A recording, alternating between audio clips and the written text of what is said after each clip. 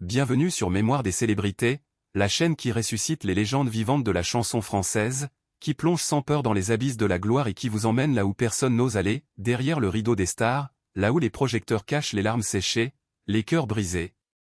Les nuits blanches et les silences qui hurlent plus fort que n'importe quel tube. Imaginez une gamine de banlieue, frêle, cheveux blonds, voix d'ange, qui à 16 ans explose avec « L'école est finie », vend des millions de 45 tours, remplit l'Olympia à guichet fermé, devient l'idole absolue des yéyés, la petite fiancée de la France, et qui, pendant plus de 60 ans, traîne comme une croix des rumeurs ignobles qui ont failli la détruire, des amours qui se sont fracassés les unes après les autres, un fils unique qu'il a publiquement accusé de l'avoir abandonné avant de mourir à 42 ans d'une overdose, des années de dépression, de solitude absolue et de larmes cachées derrière le sourire de scène.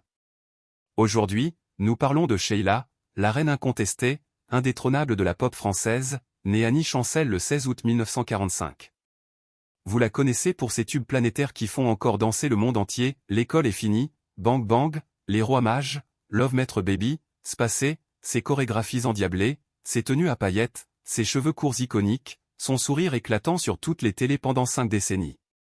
Mais derrière les disques d'or, les 70 millions d'albums vendus, les Sheila Sheila Olé et les émissions de variété, se cache une vérité bien plus sombre, bien plus glaçante, une adolescente manipulée et exploitée jusqu'à l'épuisement total par un producteur sans scrupules.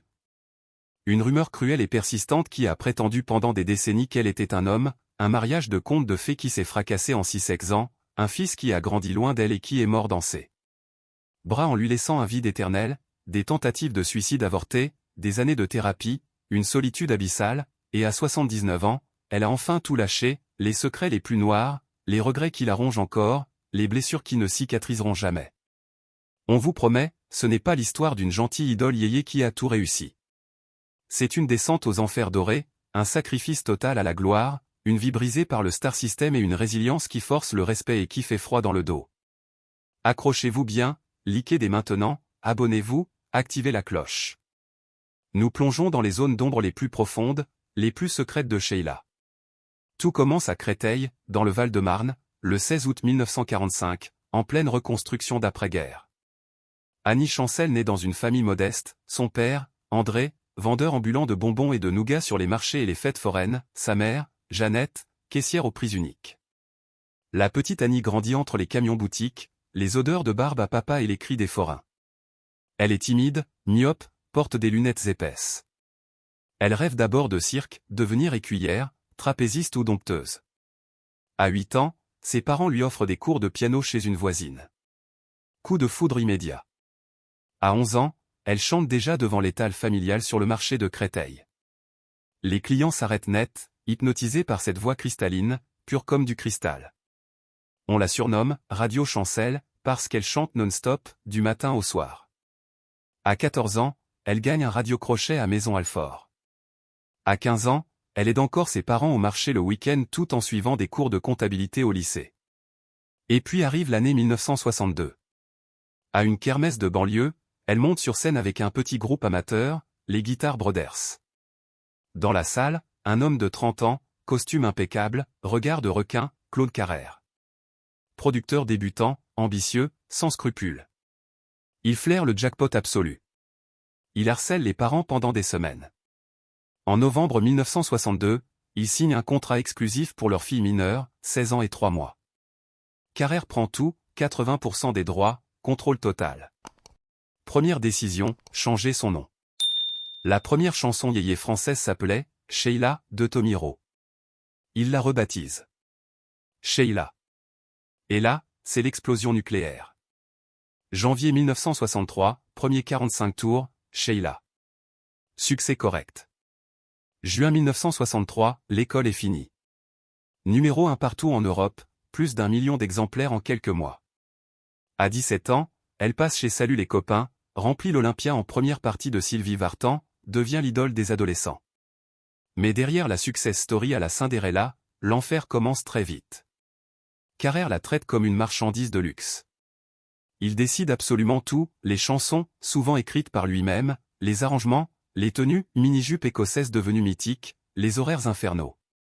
Elle n'a pas son mot à dire, pas un centime en poche, pas de vie privée. À 18 ans, en pleine tournée, à Rouen, elle s'effondre sur scène, inconsciente. 45 kg, anémie sévère, hospitalisation d'urgence, perfusion, traitement hormonal lourd. Elle pèse moins qu'un enfant de 12 ans.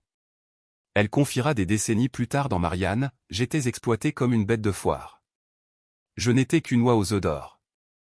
Il m'a vidé. » Carrère, au lieu de lever le pied, décide alors de la garder presque exclusivement en studio, plus rentable, moins risqué pour sa santé fragile. Elle rêve de grandes tournées, elle n'aura que des playbacks télé et des séances d'enregistrement à la chaîne, parfois 18 heures par jour. Elle est prisonnière de son propre succès. Et puis arrive 1964. Le traitement hormonal pour soigner son anémie fait légèrement baisser sa voix, la rend un peu plus grave. Et l'année la rumeur la plus ignoble, la plus destructrice de l'histoire de la chanson française, Sheila est un homme. Certains journalistes malveillants, et peut-être Carrère lui-même pour faire parler d'elle, théorie qu'elle n'a jamais confirmée mais qui circule encore, lancent le ragot. Les journaux à scandale s'en donnent à cœur joie, Sheila a une pomme d'Adam, regardez ses mains trop grandes, sa voix qui mue. France Dimanche, ici Paris, des photomontages honteux. À 19 ans, elle doit se cacher pendant des semaines, pleurer des jours entiers dans sa chambre, barricadée. Ses parents n'osent plus sortir dans Créteil, insultés dans la rue. Elle racontera sur le divan de Marc-Olivier Fogiel, les larmes aux yeux, « J'étais une gamine, on m'a volé ma jeunesse, ma joie de vivre. Ça a détruit ma vie.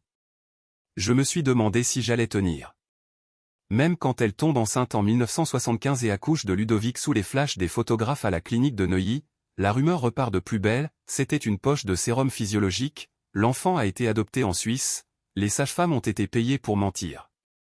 La cruauté n'a aucune limite.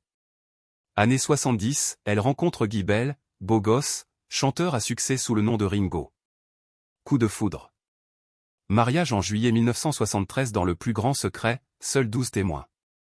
Duo mythique, les gondoles à Venise, le couple parfait des magazines, la réponse française à Sony est chère. Mais en coulisses, ça craque très vite. Ringo est jaloux de son succès à elle, elle est épuisée par les tournées. Ils vivent séparés la moitié de l'année. Naissance de Ludovic le 5 avril 1975. Mais la célébrité bouffe tout. Ludovic grandira surtout en pension en Suisse et en Angleterre, verra sa mère surtout à la télé. Le couple divorce officiellement en 1979. Sheila dira dans son autobiographie « Ne vous fiez pas aux apparences, je n'ai plus rien à lui dire. Ni haine, ni colère. Juste, c'est fini. » Même sans nostalgie. Peu après, elle rencontre Yves Martin, choriste puis producteur discret. Ce sera l'amour stable, calme, de sa vie. Ils ne se marieront jamais mais resteront ensemble plus de 40 ans. Yves l'aide à se libérer peu à peu de Carrère, elle rompra définitivement avec lui en 1989 après un procès homérique. Fin des années 70, elle sent que le yéyé est mort, que son image d'écolière sage est ringarde. Elle prend une décision folle, appeler Neil Rogers, le génie de chic, à New York. 1979, album King of the World, produit par Rogers himself. Le tube interplanétaire, spacé. Cheveux courts, cuissardes, énergie funky, elle passe de la gentille yéyé à la diva disco rock. Elle conquiert l'Angleterre, l'Amérique, le Japon. Neil Rogers dira plus tard, elle a changé ma vie, mais c'est moi qui ai changé la sienne. Ils resteront amis pour toujours. Les années 80-90-2000, elle ne lâche rien. Tournée monstre, zénith à guichet fermé, télévision tous les samedis soirs, album régulier. Elle survit à tous les modes, disco, new wave, danse, variété. Elle devient la dernière survivante des yéyés avec Johnny et Sylvie. Et puis arrive la tragédie absolue. Ludovic, son fils unique, grandit dans l'ombre écrasante de sa mère. Il se sent abandonné, écrit un livre brûlot, Fils de, en 2005 où il l'accuse de ne pas avoir été là. Réconciliation fragile. Ludovic sombre dans la drogue, les fêtes, les mauvais milieux.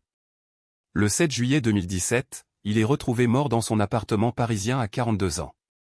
Overdose de cocaïne et médicaments. Sheila s'effondre totalement. Elle dira, dès que je parle de lui, j'ai l'impression qu'il est encore là. Je crois à la réincarnation, ça m'aide à tenir. Elle annulera tous ses concerts pendant des mois. 2016, Yves Martin, l'amour de sa vie, fait 2 AVC consécutifs. Paralysé, il finit ses jours dans une maison médicalisée. Sheila le visite tous les jours, le soigne, lui chante ses chansons. Il meurt en février 2024. Elle pleure encore, je ne l'ai jamais abandonné. Il a été mon rock. À 79 ans, en 2024, elle sort son 27e album studio, Law of Attraction, et vide enfin son sac dans les médias.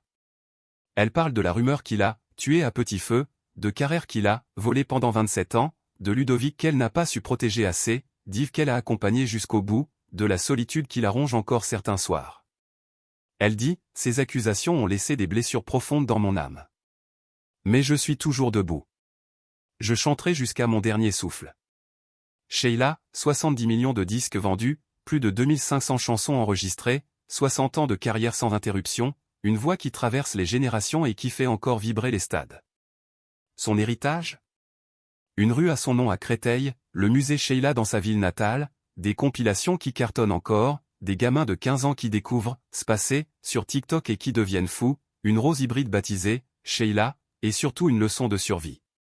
Sheila, c'est la preuve que même quand la vie vous fracasse, on peut se relever, sourire, danser, et continuer à faire rêver des millions de gens. Dites-le nous en commentaire.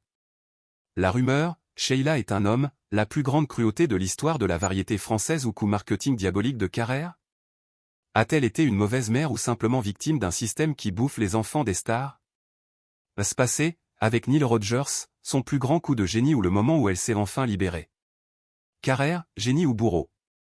Merci d'avoir tenu jusqu'au bout avec Mémoire des célébrités. Likez, partagez, abonnez-vous, activez la cloche pour ne rien rater. La prochaine légende arrive très bientôt. À très vite, et attention aux rumeurs qui tuent.